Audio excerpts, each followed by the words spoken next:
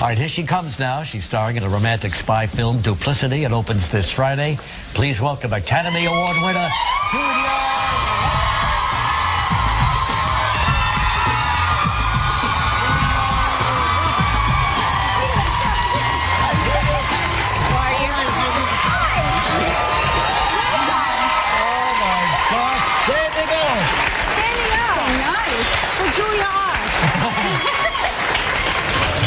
Boy, it's so nice to have you here. Oh, thank you. Julia, is it everything you dreamed it would be coming here? It looks different on television. Looks bigger, doesn't it, on TV? It does look bigger. I didn't know that these swivel, just in case you have to make a fast getaway. Okay, right. Yeah, all right. Anyway, it's so nice to see you. Thank you look you. Wonderful. Thanks. And I saw the movie, and I enjoyed it. I had trouble staying with it. All right. You know, the plot, you know, I miss those kinds of plots because you don't see them anymore. Yeah, you're out of practice. Exactly right. You're right. And those plots are hard for us to follow anyway. But we credit having children. Yes. Which you know all about, yes, as a matter of fact. I do. Congratulations on your beautiful family. Thank you.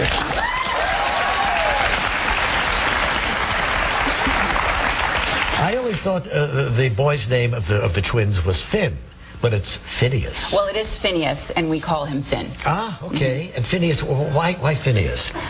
Because my husband wanted to name him Finn, which I quite liked, but it seemed like a nickname. And so I said, well, we need to have a proper name, and then we can call him Finn. It's just a great name, isn't it, Phineas? It's Irish. Oh, you're right. Yes, Phineas McCool. Yes, sure. Yes. I knew him. Yes. No, I'm just kidding. Phineas McCool. And then there's little Henry, huh? Little Henry is 21 months old today. No kidding. Really, wow.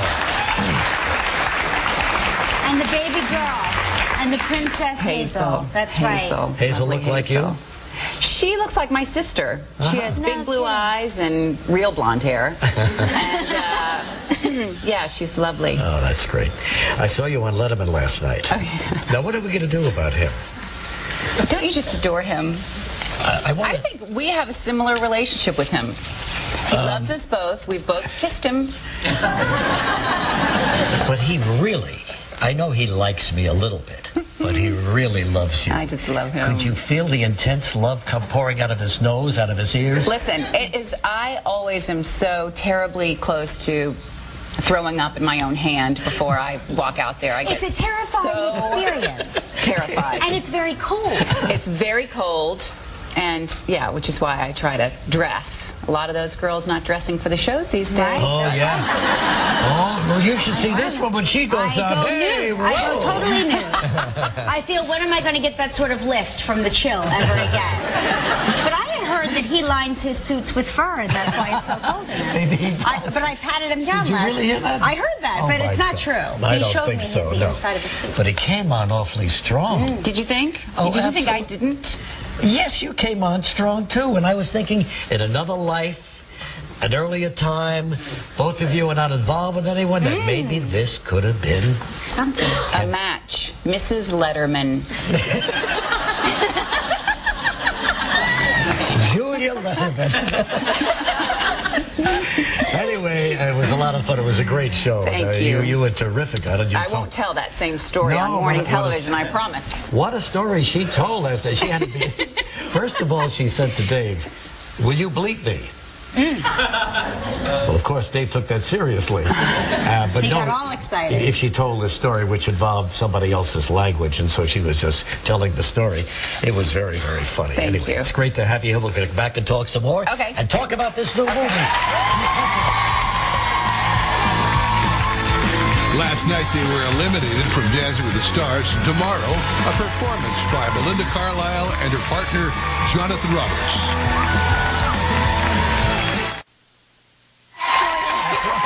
You're right. You're absolutely right. So when did you first hear about this movie? Clive Owen, who's my co-star and friend, yes. We like some Clive Owen in this place. It's a nice addition to the day, Clive. He had called me and said, "Oh, I've got this great script, and Tony Gilroy, who wrote it and is directing it, is so fantastic, and you know, have a look at it." And so halfway through reading it, you know, I thought, why am I even reading this? I'm going to have a baby and nobody knows. So I should just call Clive and say, I'm going to have a baby. So this is a few years ago. Yeah, well, yes, I would guess it was 28 months ago. Okay. So I said, I'm going to have a baby. And they both went off and kind of did other things. And then when they got back together to get it started again, they called and said, what do you think about now? And I had a look, and it was just a dream. I met with Tony, and he's so smart and interesting and supported my situation with my new child that I wanted to take care of and still kind of play this fun part, and it all worked out so perfectly. Boy, it sure did. So you got to bring the baby to work with you? Is that how you worked it out? Yeah. And lots of breaks and all of that? Yes. It's got to be fun. It was really fun. I felt a new spoiled. baby on the set It was and everything. great. Yeah. But you have the greatest assortment of leading men, you know? George Clooney, Clive. Yes. All of these guys are tall, dark, and handsome. Yes. Yeah. Where does that leave That's me? usually the type you find in film. What about Regis? Do you ever think about doing Ocean's 14, say, with Regis Philbin as like one that. of That is the group? Well, I wasn't in 13, so Time for you to come maybe you back should with talk a to brand Brad new or edition. George about getting you in on 14. George is a great practical joker, isn't he? He is. You have worked with him, so what is the one practical joke you remember the most about him? Well, the one I remember the most is the one that I narrowly escaped because George had done some things to my hotel suite and while I was gone, and I came home and, you know, the phone rings, answer the phone, and the earpiece is filled with Neosporin or Vaseline or, you know, hello? So that's not nice. So I had retaliated in his room, and then he'd retaliated in my room. So as I was going back for my retaliation, he was at work, and so it was safe. So my girlfriend and I are sneaking down the hallway of this fancy hotel. I mean, I don't know how, we're like puppies, you know? We're going down the hall, and we pass the valet, the wonderful man that services all the rooms and all the needs of all the people in the rooms. Yeah. And he's drenched. He's in his uniform, and he's drenched. And we say, David, what happened? He said, it was just the strangest thing. I just went into Mr. Clooney's room, and this bucket of water. Oh, he had a set for you? On my head. Oh, my God. Horrible. David took it for you, huh? David took the hit. Oh, my God. And I just breezed right in. That's very, very funny. Well, let's take a look at duplicity when we come back, okay? We'll be right back.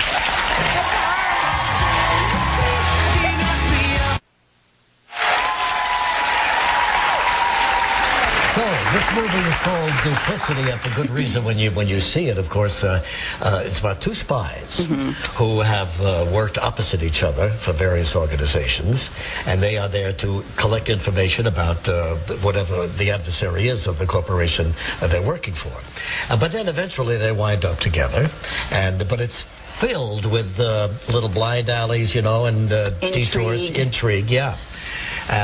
Lots of love, too, in it. Regis was really fascinated by the love scenes.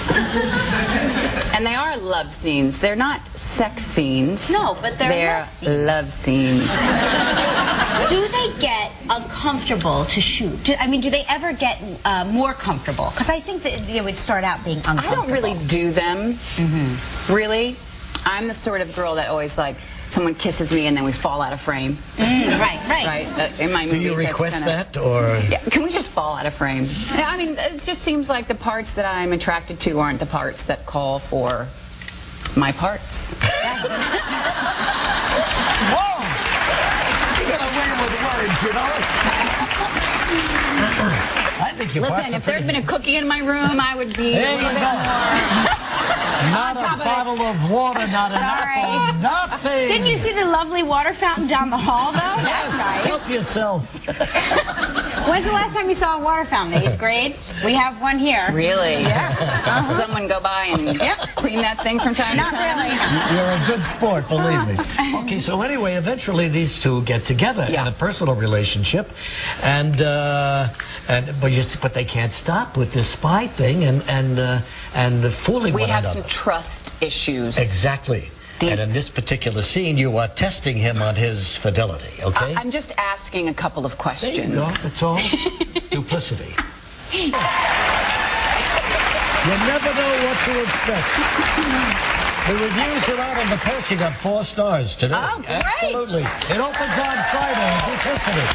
Thank you, Julia. Thank you very much. So good to have you. Don't stay away so long. You gotta come back more often. We have lives.